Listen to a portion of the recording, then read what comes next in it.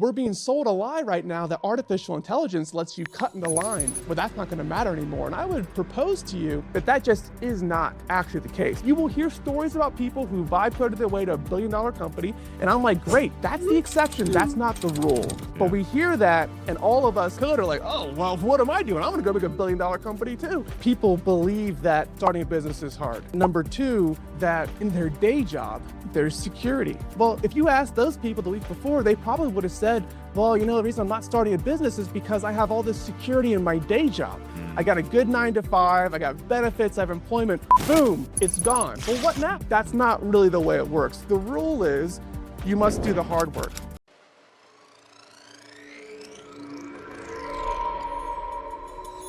We're going through something absolutely historic. Technologies across the board are growing exponentially. It's a disruption that's going to completely redefine the way businesses compete. In the next decade, we're going to lose 40% of today's Fortune 500 companies. The exponential growth of computing is continuing. AI is nowhere near its full potential. Whether you like it or not, that the future cannot be stopped by anyone. Welcome back to the Future Tech and Foresight podcast. I'm your AI host, Mark Verbenkoff's deepfake avatar, and this is episode number 234. The journey from a traditional 9-to-5 job to running a successful enterprise requires a profound mindset shift and a rejection of the shiny new object syndrome. True security doesn't come from a day job, but from building a business with reliable margins, solid distribution channels, and profitable customer acquisition. Yet the execution phase is where most entrepreneurs struggle, often jumping straight to advanced tools to try and solve foundational problems. This conversation breaks down the concept of building a freedom-first business, emphasizing that strong, human-driven standard operating procedures must be established before introducing artificial intelligence. While it is tempting to use AI agents to skip the hard work of scaling, businesses must first rely on proven methods, effective delegation, and learning through failure. Only after establishing a solid foundation and a capable team can automation truly enhance human capabilities rather than create more chaos. Looking ahead, the most resilient companies won't be those that adopt AI the fastest, but those that integrate it into well-oiled systems where humans still make the critical decisions. Listeners will walk away with a clear blueprint for taking control of their future. A little bit about today's guest. Steve Rolle is an investor, entrepreneur, and host of the Roll with Steve podcast. Rising from a low-income childhood in Washington, D.C. to serving as a U.S. Army engineer, he began building side businesses while working full-time.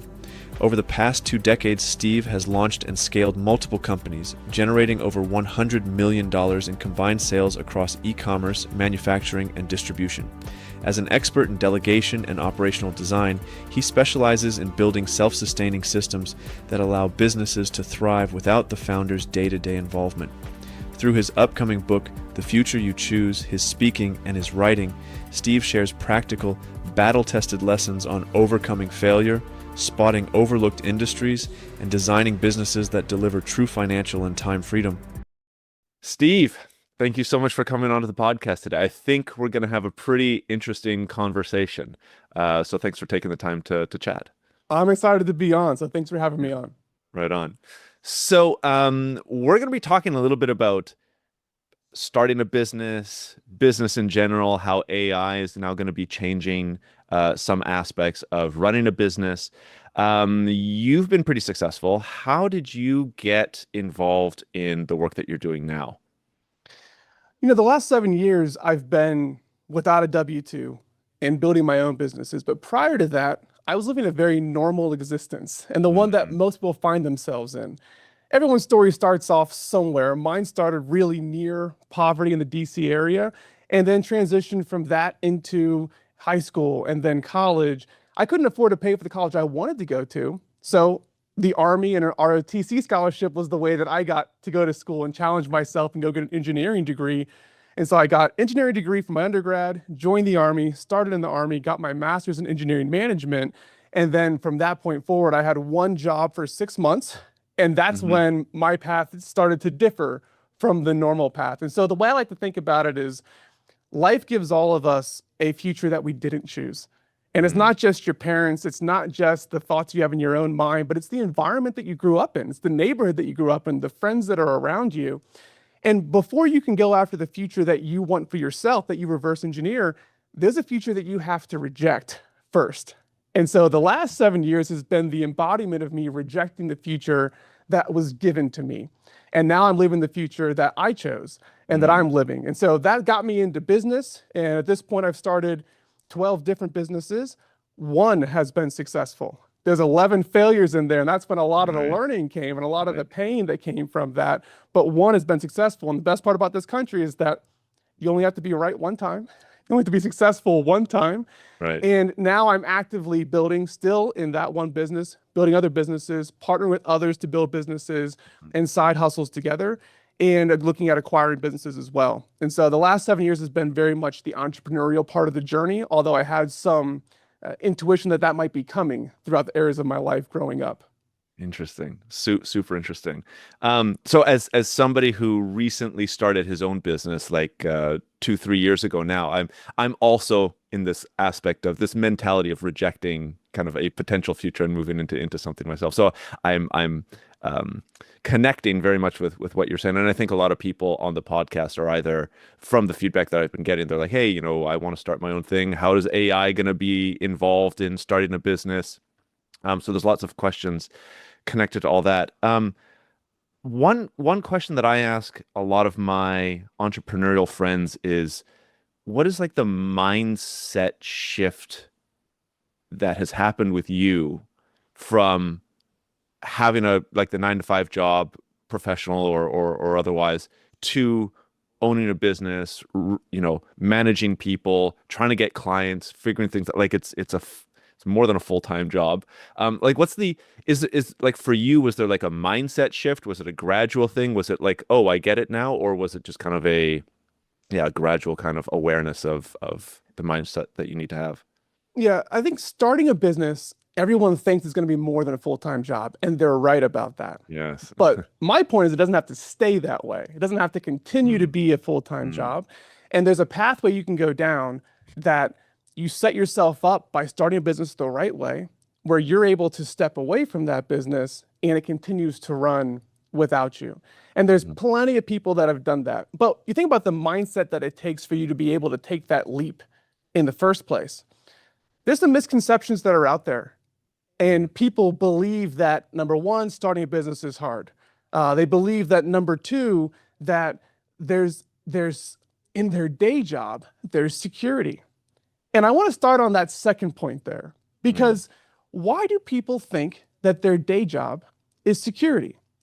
We've not given them a reason to truly believe that. They can look at their friends, their family, the people around them. They see layoffs happening all the time. Oracle sends out an email on a Monday morning and 30,000 people are laid off. Well, if you asked those people the week before, they probably would have said, well, the reason I'm not starting a business is because I have all this security in my day job, and I got a good 9-to-5, I got benefits, I have employment, boom, it's gone. Well, what now? Where is the security? See, security comes from you being in control. People say they want security. What they really want is the control that tomorrow I'm going to be employed, the day after that I'm going to be employed, and my employment stops when I decide that it stops, not when someone else decides. It's one of the reasons I am honing in on the future that you choose, because if someone else can choose your future for you, case in point, someone else can decide that you don't have a job tomorrow, you don't have security. And so I hate this idea that people think that a day job and a 9-to-5 is security, because it really is not. And when people believe that, and then they find themselves out on their ass and they don't have a way to pay their rent, don't have a way to pay their mortgage, they realize really quickly that it wasn't never security. And so people then think that, okay, well, if I start my own business, I'm not going to have the security and be in control because I'm going to have all these customers. I don't have any customers yet. Like, how am I going to get any of this stuff done? And there's a way for you to set yourself up for success before you leave the day job, while you still have the safety net. And I don't advocate that anyone jumps off a cliff and goes and just says, I'm starting a business, I want my back against the wall, I'm going to go make this thing happen. The right mindset is, when do I get myself to the right amount of safety where I no longer need this safety net and I can walk away on my terms to go and build something that's just for me. But I'm continuing the building that I already started while I have the day job. And there are things to be looking for. But specifically, the mindset that you have to go into something entrepreneurial and get away from the 9 to 5 is just to understand there is no security there. If I want security, I have to go build that for myself. Like I can give myself security and job stability rather than being dependent on someone else. There's a certain level of agency that comes when you realize that my employment, like that's on me. Like I am the one who can affect that. I'm not going to give that part of my life to somebody else so they can control it. So I would really challenge anyone who believes that, oh, my day job, it's safe, especially now, especially with AI coming in. Yeah. 18 months, 36 months. I might be wrong about the timeline with AI, but everyone's job is at risk unless you position yourself now somewhere that you are controlling and wielding this new technology for yourself to better your customers in the future. And that's my message to everyone. Yeah, well, I think it's a strong message that has been mentioned on the podcast multiple times, and I think one of the ways to look at it that many of my guests have said to me, and now I parrot, it's you don't just need to be concerned about AI taking over your job. It's especially in the like short term, it's going to be much more likely that not just AI, but somebody who knows how to use AI, who can also do your job, is going to replace you, right? Because there's that the power of the capabilities become multiplied if you're using AI. So that's something that is talked about on the podcast all the time, which is, I think, an essential message for people to hear.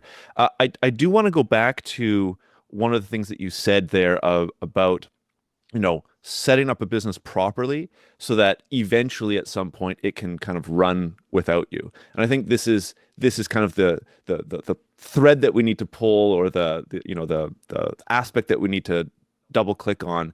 Like, how do you do that? How do you think about that? And then also, of course, is AI going to be changing this? Is it going to be helping this? Is it going to be hindering it? We've touched on the podcast before about like how AI helps to start a business, right? You can just use ChatGPT to brainstorm ideas, come up with a business plan like that. It's a facilitator. It helps you start a business. But I think it would be interesting to kind of touch on this point about setting up a business so that you are no longer in the day-to-day aspect, especially for me. I'm working hours and hours and hours and hours every single day. Yes. And obviously there's a point where you want to be pulling yourself back and having the team or somebody else, an AI agent, take over a little bit. So can we touch on that? I think it would be. Yeah. So there's so many places to dig into on this topic here. And I want to start where you've already had some guests talking on the podcast with talking about using ChatGPT for brainstorming and helping you to start a business, because I think it's a great facilitator, but there's a difference between researching a business and coming up with an idea for a business and executing on a business. Oh, yeah. Right now, you have everyone now with the ability to vibe code. AI has made that accessible and easy for everyone. So your ability to go out and not just think of an idea, but turn it into a product. There's never been a time in history that it's this easy for you to do that. Well, why don't we see thousands of new people starting businesses? Because the idea is worthless without the execution, and the product is worthless without the execution. And far too often, people think the hard part's building the product. And I'm speaking for myself. I thought the hard part was the product. I made the product. I perfected the product. I even talked to customers to get their feedback on but the execution, that was the part. That's when the execution is the slow and the steady and the boring. It's outbound customer messaging. It's talking to customers, convincing them to use your product. It's customer service. It's all the elements that most entrepreneurs absolutely hate. Entrepreneurs love to make the product. And so it's easy for everyone now to go on ChatGPT and think, okay, I want to start a business that makes this much money. I want to use it. And it gives you all these ideas. You're like, oh my God, like I'm an entrepreneur now. And they'll say, well, you gotta have to build the product first. Well, if it's a digital product, like you can make that the same day now. It used to hold people back. Now it doesn't. But the execution part is where every single solid business has to get to. And before you can make the decision to walk away from a business, you got to build one that has executable processes and executable systems. Now, you still have to have a product to go along with it as well. So I use a 4-part system for the business. I call it the freedom first business mindset. You've got to have a product that solves a problem. You've got to have a margin, which means they're paying you what it's worth plus more. So you're making profit on the back end of it. You got to have a distribution channel somewhere that all your customers are already hanging out, that you can reach them. And you have to have a way to acquire customers in a way that is profitable to you long term. Because I'll tell you at this point, I started a skincare company 3 years ago. We would never profitably acquire a customer. We could get any amount of sales you wanted to get, but how much did we spend in ads to get those sales? That's the part nobody thinks about. So every single part of that 4-part system is extremely important. Once you've done those things, now you have successfully created this product that's ready to be executed on.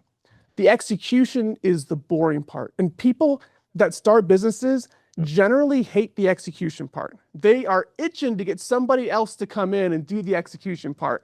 I don't want to reach out to customers. I only want to spend my time talking to people that want to talk to me. Well, what do you have to do to get there? You got to generate leads somehow, and you have to warm those leads up, get them onto an initial phone call, and find out whether or not it's worth your time to go and talk with them more. Well, those are the systems and processes that you have to build from the ground up. And if you want to have a business that one day you can walk away from and that one day it can run with you, which gives you two options, either keep it in cash flow or you can exit that business and get paid a multiple of your profits. If you want to do that, then you have to spend the majority of your time in the boring and the mundane in one of two ways. Either you are building every system from scratch yourself, or you're hiring really talented people for them to come in and build it from scratch and then to execute and operate on it. Now, what does everybody want to do? They want to hire someone to come in and do all of that for them. And you figure out the process, you make it happen. And we've heard these things. We've heard these things like hire really good people and get out of their way. Well, the question is, what is a really good person? Like, that's a relative term. And I found in life, I stole this from someone else, but I loved it when he said it. I found in life that my definition of really good people was far too low for what it needed to be. And then I got out of their way, and the business did not succeed because of that. So in my business, I built every single piece of the structure from scratch myself.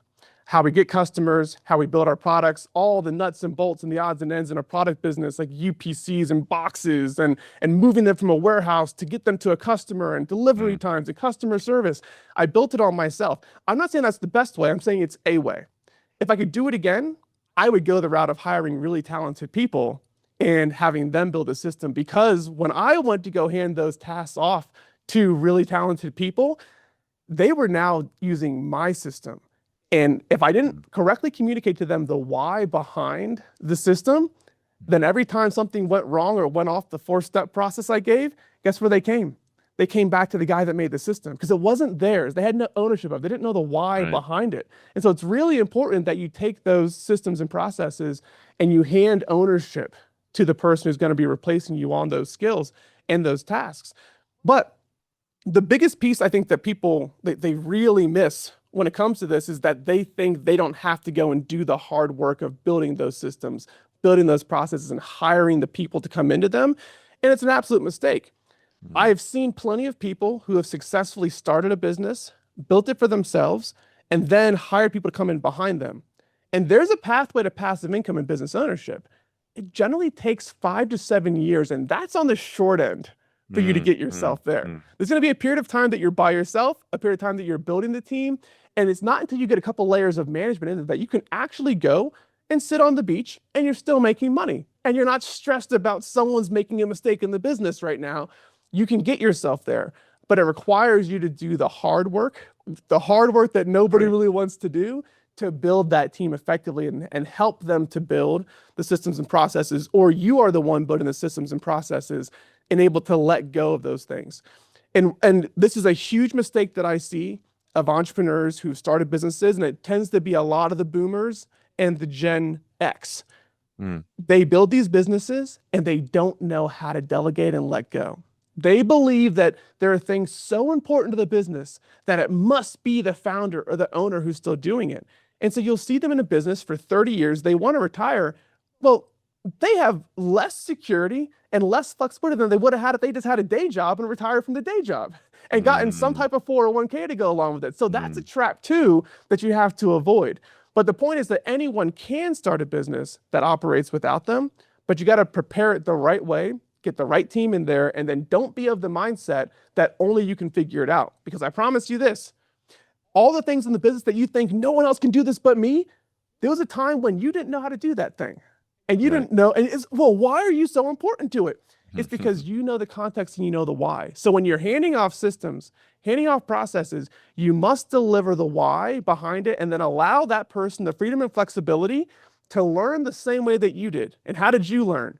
You learned by making a decision and it failed. You made a mistake and you fixed it. Well, nobody was there to yell at you because it was just you. Like, you had to go fix it. Really the problem is people get employees, and then the first time they make a mistake, like, how could you do that? How could you mess that up so bad? This is so vital to the business. And then they go on an expletive. Well, their learning curve has to happen the same way your learning curve came. We all learn to walk the same way by falling down. We all learn to do things in business the same way by failing, improving, and getting better. And so if you're not willing to give someone room to fail, you're not ready to hand that system and process off. If there's a safe way to do it, to hand a system and process off that still is a check for you to know it's being done correctly, but you got to give people room to make it happen. So if I'm describing something personality-wise where you don't want to delegate, you don't want to let go, you are not capable of starting a business that operates without you. But to the extent that you are willing to build something and then also let it go, then you have what it takes to build a business that works without you, that's passive income, probably 5 to 7 years down the road from starting it. And that's on the fast end. A lot of what you're saying is resonating very, very clearly to what is going on in my business right now, right? 3 years in, 2.5 years in, creating all the SOPs so that the team understands what's going on, hiring people early on. It's like, hey, this person's great. And then realizing, oh, shoot, my bar was set so low, right? And now I need other people. Yeah, very, very interesting. I think one thing that, as a millennial, I'm also guilty of is shiny new objects, right? Shiny new object syndrome, I think it's called. There's like, oh, this new service can be created. This new product can be created. And I want to get your feedback on this. By thinking that I can use AI to hasten or facilitate the creation of this new product or service, it's like, oh, I can get that done 10 times faster than what it would have taken me, Mark, 5 years ago. It acts as a distraction from the core aspect of the business, from, as you're saying, the boring, the mundane, the daily grind that you need to do in order to make your business sustainable. These new bright, shiny objects are just constantly like stealing your attention. Do you think that this is going to get worse over time with these new AI tools? How should I say this? Being marketed as being enablers to create all these things? Or do you think that there's going to be a bit of a pushback, a realization that you need to start saying no to a lot of the things because it's taking you away from the, as you said, the day-to-day, the boring, the core things that you need to do to create a really successful business? Yeah, I love this saying. When you're faced with two paths, the harder path is generally the right path to do. Yeah. And I want to unpack that a little bit, what you just articulated, because when your mom tells you to go clean your room and you can't leave until you get it done, you don't want to clean your room. But then dad walks in and hands you your math homework. And you're given a choice of which one okay, I'll clean my room. I don't want to do the homework. I'll clean my room. Procrastination is generally a clue that the thing you're doing you don't think is actually worth your time doing. And I steal that from the book, Who Not How. And it's a sign that you should be giving it to somebody else. But when you don't have that option to do, generally speaking, you look at this hard path that says, okay, I know I can build my business over lots of years by going out and acquiring customers and generating leads and doing the hard work of customer outbound that I really don't want to do. But hey, here's this shiny AI app that says it does it for me. So like, why would I go the hard path and go and do it when there's this AI? Now, there's two worlds that can exist at the same time. There's the world where that AI app maybe does work, maybe does, but the person who's already developed the system that they already know works, that person's going to get much better results from the AI than the person who's never gone through, because there's a reason why we do things in order. You start a business, you make a product. You have to sell that product to a customer. there is such a thing as a customer journey that if you've never gone down the path of taking someone from they don't want to talk to me, they've never heard about my product, to they've bought it, you don't understand why they bought. Get people who you don't know to buy your product. There's a customer journey that they went on to get there.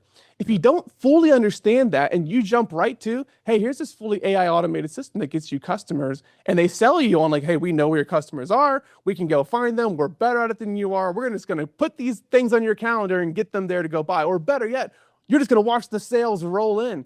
You want to believe that that's possible because you're a lover of technology, you're a lover of new things. But generally speaking, that is the shiny new object, when what you should be doing is going to what's tried and true. Do I really understand this process? I can't scale this process until I've built it and I understand each part of it. I've removed all of the chaos in it. That's the building of the SOP, the standard operating procedure. If you can't do it yourself, let's use customer acquisition as an example. If you know how to acquire a customer and you can bring another person into your business and teach them the same system that you're using to acquire a customer, okay, now you have achieved what I would call human automation.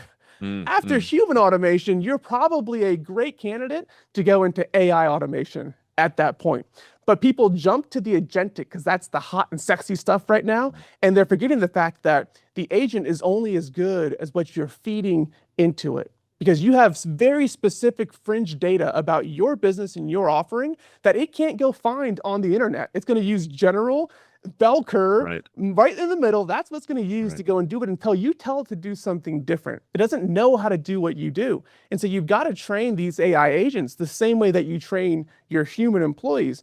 And for people that haven't trained a human how to do a process and handed it off and done a back and forth to see, hey, is it working? Where are they falling apart? They don't really have a good SOP until that SOP has been handed off to the next person. So where I've seen it work out the best with AI agents is when the business owner doesn't build the SOP themselves. They actually bring in the human being who's going to do that job 40 hours a week. That human being uses AI, ChatGPT, to build an SOP that's ready for the agent. And they use that SOP for a period of time where they're troubleshooting it, they're trying to break it. And only when they have a repeatable system that they know they could go take 3 random people off the street, bring them in, hand them this document, and that person would be able to do the task. Now you're ready for an AI agent to come in and do that job. But people think that AI and generative text, which is basically what AI is, they think that it's magic. They think that it just knows everything in the world and it can do anything in the world and it's better than a human. But what they'll find when they start vibe coding, they're going to find that, you know what? A template plus automation is actually 10 times better than you building an AI agent and letting it just run free. And you can find that out as simply as give an AI agent a task to go and send 20 personalized emails to someone. And then you use your old system, which is, hey, here's my email template, fill in the name here, fill in the company here. Which one's going to get better results? It's the one that cannot hallucinate. It's the one that is tried and true. I'm going to automate a template versus I'm going to go and give AI access to just go and run. Now, I'm not saying it never catches up. I'm a lover of this technology. I think it's going to improve so much more than we have and so much faster than we think. But today, template plus automation is far better than just saying, hey, AI agent, go make it happen. And so those who know how to build templates, and what I'm saying by template is that's your SOP, your standard operating procedure. Can you have the person that knows the job build the template and automate it with the use of the AI agent? Those are the companies that are actually going to get ROI from using AI in their business right now. And the ones that just go from, hey, here's an owner, I can't even train people how to do this, I'm just going to use an AI agent instead. Those are the ones who are getting the shiny object syndrome, who are not going to get results long term. They're going to make a sexy dashboard and a web app on day one, but it is not going to further their goals when they put it into practice. Because again, the execution is where all of this is, and those mundane tasks that you must get very, very good at and understand. And so I'm a firm believer that it's easy to build a lot of stuff right now, but you've got to keep yourself focused on the old school execution. And a case in point on that, I know hundreds of business owners that I've met over the years who have built decent sized businesses, $1 to $5 million. I'm talking about electrical contractors, plumbing, HVAC, you name it. They don't have a website. They don't have a digital footprint whatsoever at all. And so you think to yourself, how is it possible that all of these kids are vibe coding these web apps and they're building these businesses, but yet there's a whole generation of people that they're competing against to have these old school businesses without a website? And who's still winning? The old school people without a website. Who's private equity rolling up right now? The old school people without a website. They're adding the infrastructure on top of understandable and good sustained businesses. They are not starting from, oh, I'm fully scalable, because what are you scaling? You have to have something tried and true to scale in order to make it happen. And so these 60-year-old business owners that don't have a website, they figured it out that they had to put their head down for 20 years to go and build customer trust, customer loyalty, understand how to bid on projects or how to get work. And then they do that work. They do a really good job. That customer comes back to them, or they get referrals to somebody else. That's how business works. We're being sold a lie right now that artificial intelligence lets you cut in the line, but that's not going to matter anymore. And I would propose to you that that just is not actually the case. And so I would lean a whole lot more. If I'm someone that wants to start a business today, I would lean heavily on what's tried and true. What are the 60-year-olds who are retiring? What did they do in their business? Okay, how can I do that and sprinkle AI on top of it? Not how do I fast track to use AI to go build a better business and compete with them, because newsflash, they're going to win that battle more often than not. And you will hear stories about people who vibe coded their way to $1 billion company. And I'm like, great, that's the exception. That's not the rule. But we hear that, and all of us who have a Perplexity computer account or Claude Code are like, oh, well, what am I doing? I'm going to go make $1 billion company too. That's not really the way it works. The rule is you must do the hard work. And in my businesses that I've started, when I put my head down for 5 years and I focused on one thing and getting really good and lethal at that one thing, that was the business that was wildly successful. Now, I had signs it was working, so it was good investment of my time to continue doing that, but my head was down, and I did not have any distractions whatsoever at all. I wanted to maximize the size of that market potential without distractions. Now, once I reached that market potential, I got really distracted.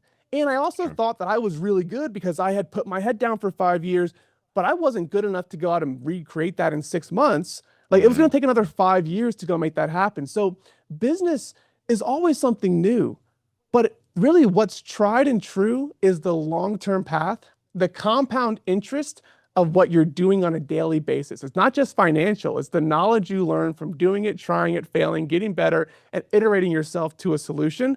And that's the difference. And I think it's a flaw in people's minds to think that the AI agent can just already do it. It's like, nope, you must go back to the old path, figure that out, add AI on top of that, and you're going to be unstoppable. But don't think that you don't have to take the long, hard path in order to get there. I think that's such a powerful message. It's such a counterpoint or a counter message compared to, I mean, as you were saying, to the messages today where you hear these coders, these vibe coders creating these billion-dollar companies. It seems like overnight, and they're just hyper successful. It's such a like whether it's a marketing gimmick or whether there's money behind that to push people to focus on that. You just don't hear today because it's not a sexy thing to hear. You got to go and work for 5 to 7 years at one boring thing, continually creating these boring SOPs and these boring checklists, and that's the route to success. It's not create this hyper sexy, AI tool that nobody's going to buy in 6 to 8 months or something like that. I think it's a very powerful message. So thanks for sharing that, Steve. It's also something that I was thinking about, but there's only so much information that you can digest every single day, and there's so many conflicting messages out there about what the right route to take in businesses. So I thank you personally, and there's also, I'm sure, other people that are listening that thank you for that specific message.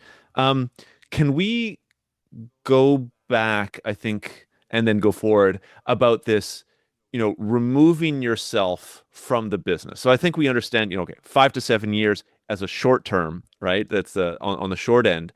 I'm assuming something like 10 years to have these SOPs and these processes in place to enable you to have other people, maybe AI powered people, staff to take over some of the aspects of the business that need to run without you.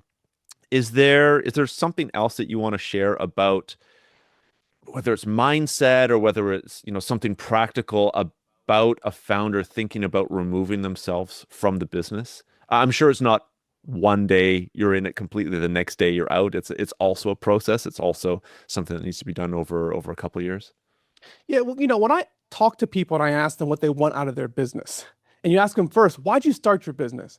Well, I didn't want anyone telling me when I could have my lunch break. I don't want someone telling me when I could go on vacation. I wanted to be free.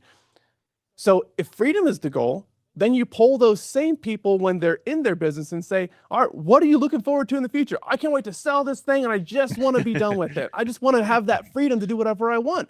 Because what they've done is they've traded the bondage of the 9 to 5 for the bondage of the entrepreneurial world. And we've articulated why some of those things happen. But I believe that the goal in life is to get yourself financially independent enough that you can choose where you want to spend your most precious resources, your time, your money, your attention. And that's different for so many people. For me, I've got a young family. Like, I want to spend time with my little girls before they get all the way up to grade school and beyond, and they don't even care about me anymore. Like, right now, that time matters. To me, it matters to have nowhere to be on a Monday morning. That's important to me, to be able to go on vacation whenever I feel like it. I'm not waiting for a 3-day weekend or a 4-day weekend. We can just do things because we have freedom and we have flexibility. The freedom first business model that I really like to portray and preach to people is about you being able to choose what you want to do with your time. If you want to go to every single Red Sox game, home and away, like, you should be able to do that. But how do you reverse engineer that? And that's how I like to think about this, because if you don't know where you want to get to, you definitely aren't going to get there. But if you know where you want to go, reverse engineering is such a simple process. And I learned this in engineering school, that, if you already start at the end point and then you backtrack and give yourself the timeline to where you are today and where you're trying to get to, like, you plus ChatGPT or you by yourself can very easily reverse engineer what needs to be done by when in order to make that happen. And so I would start by saying you've got to have the goal of freedom as a starting point. Because when the goal is freedom and you have a date identified for that, it's going to give you some very clear steps of when to bring someone into your business, what gets handed off to them. And I would also ask, like, what do you want your life to look like? Because there are plenty of people who don't dislike their job or dislike their business. There are elements of the business that they do not like. That's the better way to say it. And so when I'm coaching people and I ask them, okay, you want to sell your business? Why? Oh man, I'm so burnt out. I'm working 40, 50 hours a week. I've been doing this for 20 years. I ask them the next question.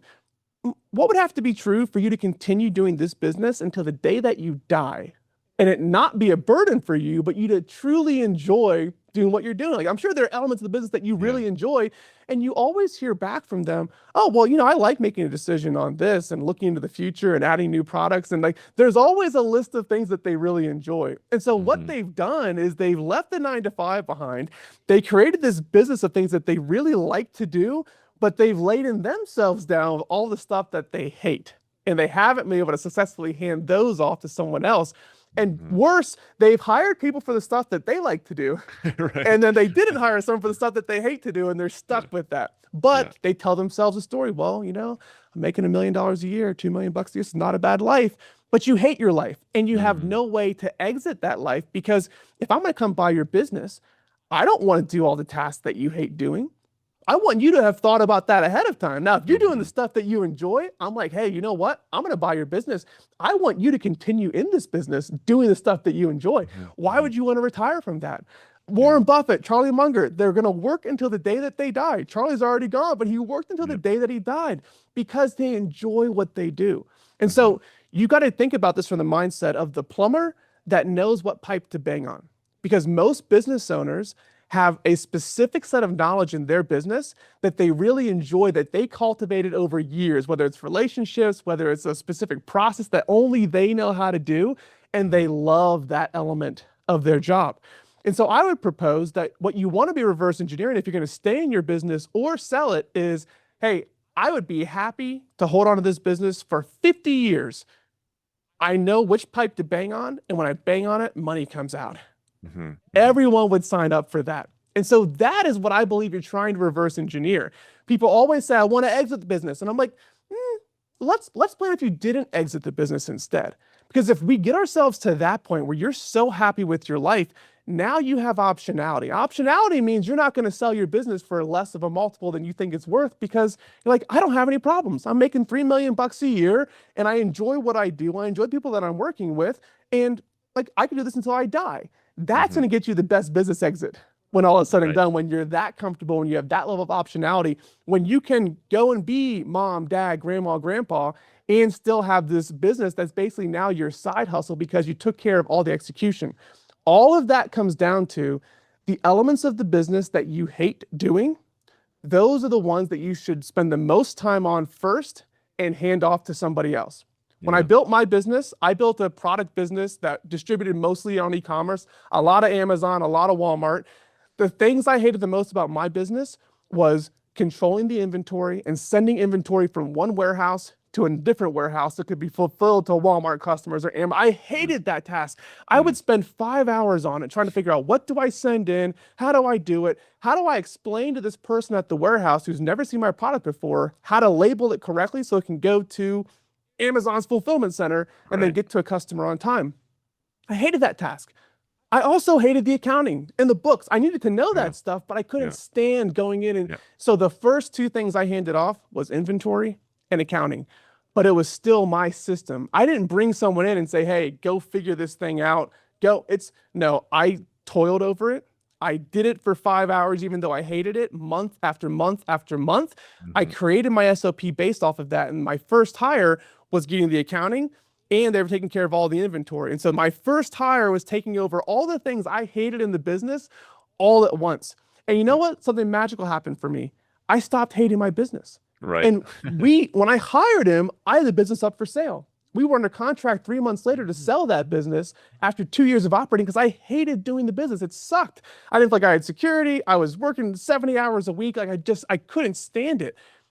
We dropped out of that sale and decided to press on because I got my life to a point where, well, I enjoy the parts that I'm doing. I'm doing all the stuff in the future now. I love making new products. I really enjoy being creative, and I don't have to worry about inventory, logistics, customer service. All the things I hated have now like rippled away because I hired the first person who went out and hired ultimately another 20 people that backfilled behind me. And we trained that team together to get them to a point that they were able to operate without me. Now, my level of involvement in the business today, like I know which pipe to bang on. So once a month, once every 2 months, I'm a consultant in my own business. And what founder wouldn't love that role to do for all of eternity? I don't know why I'd ever retire from that. Now, if someone wants to come and buy the business and pay us 8 years, 10 years of profit, of course, I'm not an idiot. I would definitely take that up. But I know that the life I'm living right now, I can continue on for 50 years and I'm perfectly happy with it. And so the mindset people have to get themselves into as they're building a business and thinking about walking away from it one day is, let me reverse engineer a business that I would love to show up to on a Monday morning. Because I know I've got nowhere to be on that Monday morning. I want to have an impact here on this business and work with these people. And when you have yourself there, you have all the options in the world. And that's the mindset I would want people to have in entrepreneurship as they get started with it. Right. Yeah. And I think that's a really good point. It's not, I mean, it's obviously a mindset that you want to have 5 years into it, 7 years into it, but to go into it, that's probably the healthiest mindset to have so that you're already mentally preparing and maybe even doing some small tasks to enable that to happen. Really interesting. I see our time's winding down here, Steve. How, when it comes to this specific point, how do you think AI is going to, or is it going to impact this specific idea? Or is it mostly, as you were saying, just the AI agents and the ChatGPTs being sprinkled on after the SOPs, after the hard work has been done for several years? You know, I'm a firm believer in the company of one that goes to $1 billion. I really am a firm believer in that. I think it's a little bit more difficult today than it will be in the future. Sure. But for someone who's going to go and build processes correctly and build SOPs for specific tasks and then train an AI agent to take over that task, that can be done even now today. Like there are people who have gone out and started to build that way where they're not hiring employees. And I believe it's possible if you keep the human in the loop. And so I'm experimenting with this right now. I have a new consulting offer I'm working on. I have not allowed myself to hand it off to as much as it hurts me, I want to hand it off to my team because I'm like, I built it, like, go take care of this now. It's like, no, I want to know if this is possible to do. And so with that consulting off, that includes custom reporting for people and custom outreach to people. I think it's really important in this day and age for me to be the person hitting send on that email. Like right now, there's never been more spam getting sent out to people because you have the instant leads and the B2B rockets and all these companies that make it so simple to do. But that personalization can come through when you get away from all the canned messages that everyone else is doing. And so you have a specific message for your customer. In my case, I say, hey, I think you're leaving $1.3 million a year on the table, and I can help you recoup that. That probably comes best from me. But do I need to be the one that goes and identifies, does a report, does all the opportunity analysis? No, I can use AI for what it's really, really great at and keep the human in the loop for the remaining pieces. I think right now we understand that AI is phenomenal at retrieving knowledge, retrieving data, analyzing it, looking at it. But if you even asked one of these LLMs, hey, what are you not good at? You know what they would tell back? They're like, well, I'm understanding politics, understanding human incentives. Like anyone who's using AI as a means of helping them make decisions is using the AI that's only 40% as good. If you want to use the AI to help you with functional tasks like analytics and going out and retrieving data, it's 95% good on those tasks versus the decision-making tasks here, because humans make decisions based off millions of data points that can't really be articulated into a large language model. And so the way that I think about it is that these AI agents can and should be used today. And it's not only to be sprinkled on top, but if you're creating a company that's truly, I'm not going to hire employees, I'm going to use the AI agents instead, you have to be that much more intentional to make sure that the agent's working on a task that the agent is truly good at, and building yourself in as the human in the loop to make the decisions that a human needs to be involved in for the time being. Again, I'm a futuristic guy. I think that in the future, this is going to be unbelievable. Like you might have an agent making a business all by itself. I don't know, but I know that today, that's the flashy stuff that's being sold. It's a marketing campaign by these large language model companies that are telling us the AI agents can do everything. But then why do they keep letting us down? Because we're asking them to do tasks that they were not designed to do yet, or they need human input. And so either you train the agent to do it where it gets to that level, or you have to be the human in the loop in order to make that happen. So I'm a big proponent of being the human in the loop and staying with those agents, but utilizing the heck out of them, because I think that it's unbelievable the potential that they have in the future for our businesses. Right, as long as they're used correctly and not enabling you to go after the shiny objects all the time. Exactly. Super interesting, Steve.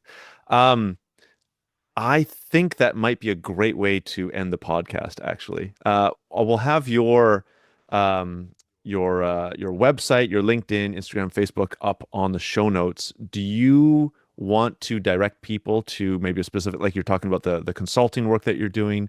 Like where do you want people to, check out what you're up to and maybe ask you certain questions if they're interested? Yeah, the best way to collaborate with me is on any of my social media platforms. I'm Rolle with Steve. My last name is Rolle, Rolle with Steve. Or you can go to steverolle.com, and that's the best place to get in contact with me. And it has everything I'm doing is on there, from the businesses to the consulting and all the rest of that too. Perfect. Well, thank you so much for coming onto the podcast. I think maybe a little bit biased or selfish here, but a lot of what you were saying was resonating with my current situation. So it was really good to hear a lot of the thoughts that I had kind of reinforced by somebody who's gone through this a couple times. So, and I know that there's other people that are listening that are going to feel the same. So thank you so much for coming on. I very much appreciate it. Absolutely. Thank you for having me on. And I just want to point out that I would not know half of this stuff if I wasn't actively in the trench building businesses over the last decade. And that's where all these learnings have come. Yeah. You got to go through the shit in order to get to the gold, I guess, at the end. Yes, sir. Thanks again, Steve. Appreciate your time. Yeah, thanks for having me on. Well, thanks for listening to this week's Future Tech and Foresight podcast. If you like what you've heard here, there are, of course, a number of ways that you can support the podcast. The best way would be to leave a review on Apple Podcasts or give a rating on Spotify, which you can find a step-by-step explanation for on the futuretechandforesight.com website. Alternatively, feel free to leave a comment either on the episode show notes or the YouTube channel where you can see video recordings of the interviews. And finally, if you are part of an organization that is aware of the disruptive and transformational impact that emerging and future technologies will bring and want to know more, please get in touch to hear about the strategic foresight services that we offer and how we can help future-proof your organization and take advantage of the phenomenal opportunities available to survive and thrive in the future. A lot of future-shocked people and future-shocked institutions in our society are simply overwhelmed. Once there is superintelligence, the fate of humanity may depend on what the superintelligence does. Science fact is catching up to science fiction. The first truly intelligent machine will be the last invention that humanity needs to make. The only scarcity that will exist in the future is that which we decide to create ourselves as humans. Within a 10-year design revolution, we can have all humanity living the highest standard of living anybody's ever known. Progress is accelerating at an exponential pace, and it's going to reach a point where progress is so fast it's going to be a singularity. We are probably one of the last generations of Homo sapiens. Every single headline points to the birth pangs of a Type 1 civilization.